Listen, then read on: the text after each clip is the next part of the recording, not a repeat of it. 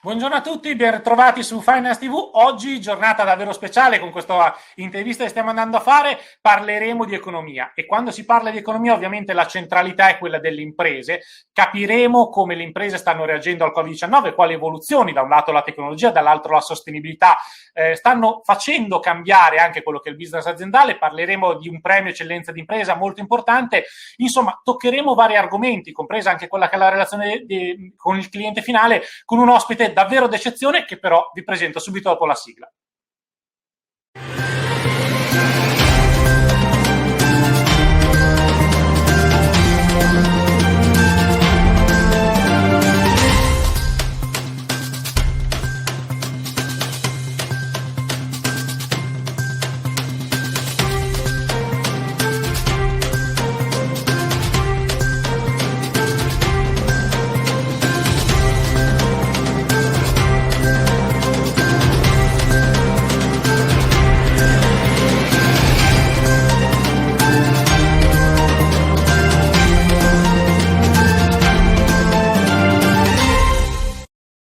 Eccoci, siamo di nuovo qua con Luigi Consiglio, presidente GEA. Abbiamo fatto già 2 interviste con lui dedicate alla prosecuzione del business aziendale a seguito del Covid-19 e al tema della sostenibilità.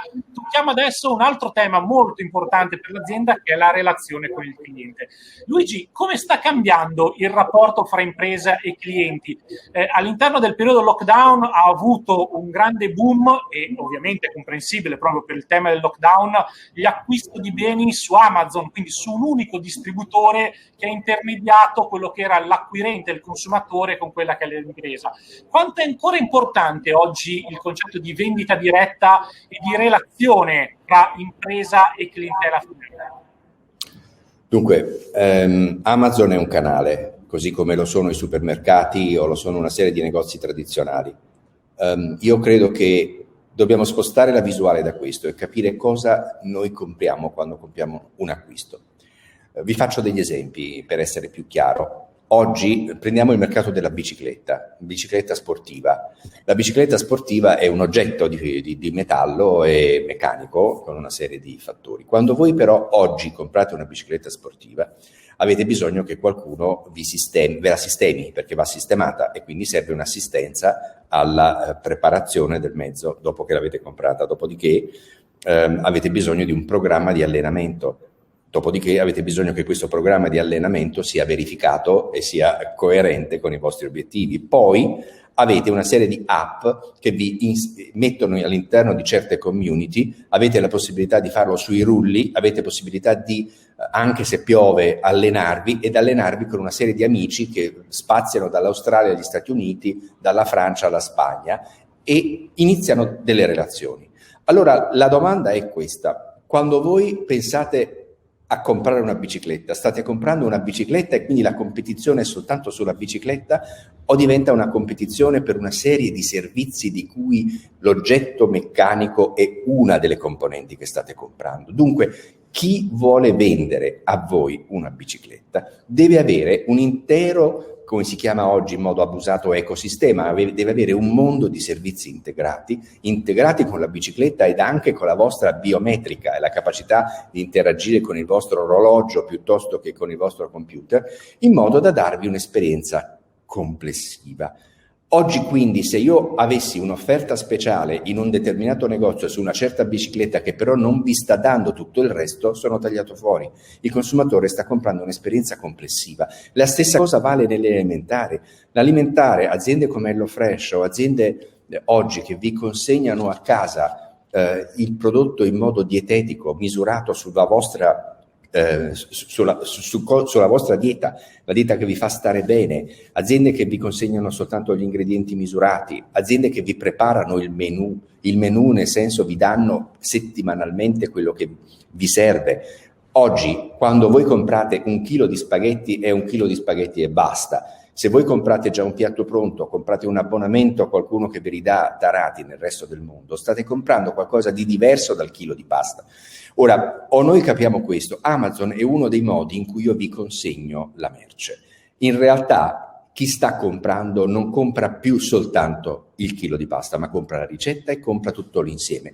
Quindi attenzione, perché noi abbiamo un modo vecchio per rispondere a dei bisogni nuovi.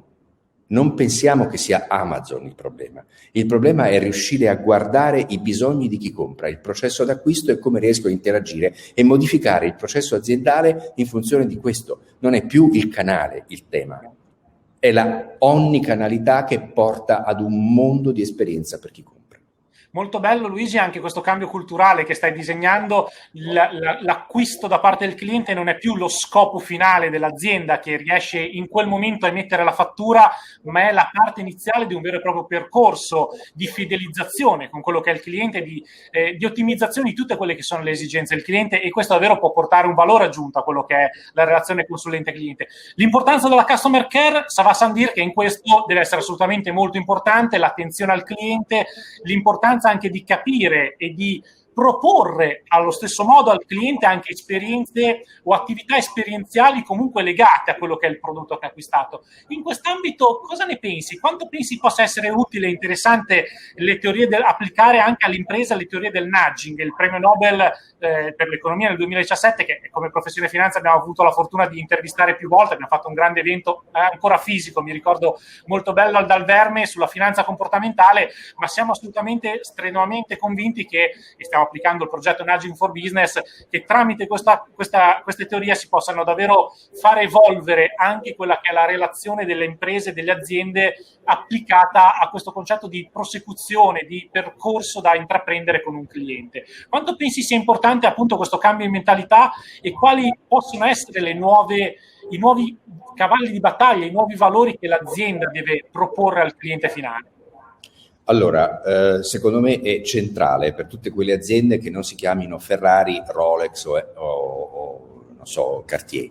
Per quale motivo? Perché chiaramente se tu diventi un oggetto del desiderio puoi anche permetterti di dire che ci vogliono 3 anni per riuscire ad avere una macchina o che ci vogliono, non so, 10.000 euro per avere il tuo prodotto. Ma in tutti gli altri casi non solo tu devi mettere al centro il tuo cliente, il tuo consumatore, ma devi riuscire a guardare oltre. Un'altra delle cose importanti, devi riuscire ad andare oltre, a interpretare durante l'intera vita di utilizzo del tuo prodotto in che maniera potrai essere utile al tuo cliente. E la cosa più importante è riuscire ad adattare l'organizzazione a questa cultura.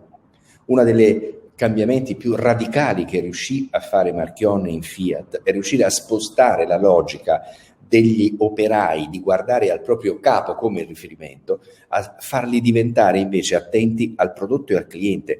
Io devo avere la linea in cui tu, operaio, ti preoccupi di più che quella macchina abbia quelle caratteristiche per cui il cliente è come dire, ingaggiato, piuttosto che rendere felice il tuo capo per il tempo che ci hai messo. Riuscire a spostare questa cultura dell'intera azienda, ho citato questo perché l'azienda è immensa, e riuscire a cambiare la cultura di un'azienda di queste proporzioni, se ci sono riusciti loro ci può riuscire chiunque, questo era il tema. Quindi non pensiamo che cambiare la cultura di un'azienda possa essere una cosa difficile. Vi vorrei raccontare solo un piccolo esempio in questo senso.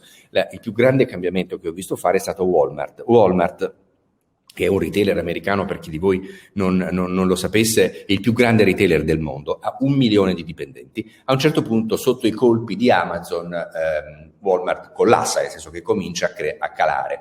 Calano le vendite e deve reagire.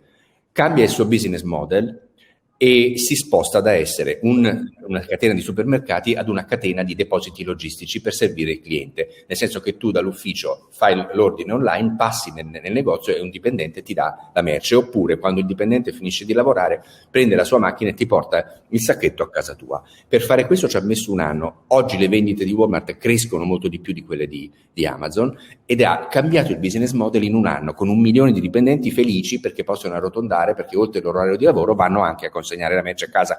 Se lo fa Walmart, non lo riesce a fare Esselunga. Verissimo. Tutti possiamo fare tutto, perché con 1 milione di dipendenti, sinceramente, va bene, ho detto tutto. Ed è assolutamente una questione di cultura aziendale, di cambio della cultura aziendale. Io penso che le aziende italiane e la loro creatività, la loro dinamicità, la loro elasticità hanno davvero oggi, con il Covid-19, col periodo che abbiamo passato e con i finanziamenti del Next Generation Plan che abbiamo all'orizzonte, alle porte, un'opportunità unica penso davvero nella storia italiana, forse a parte gli anni 60 del boom economico, di poter rinnovare, di potersi rilanciare, e questo penso che davvero questo cambio di mentalità, questo cambio di cultura aziendale che deve partire dai vertici a favore davvero di chi lavora all'interno dell'azienda sia davvero il cuore centrale dell'importanza dell'impresa anche nella relazione col cliente finale. Luigi, io ti ringrazio davvero tanto per i tuoi consigli, i tuoi supporti, le tue bellissime considerazioni che ci hai rapportato in questi 3 episodi che ti ha visto protagonista. Mi auguro davvero di rivederci magari a settembre per andare a proporre magari degli approfondimenti su alcuni di questi temi. Quindi grazie tante davvero a tutti. Grazie a voi dell'opportunità. A presto e buona serata a tutti. Grazie.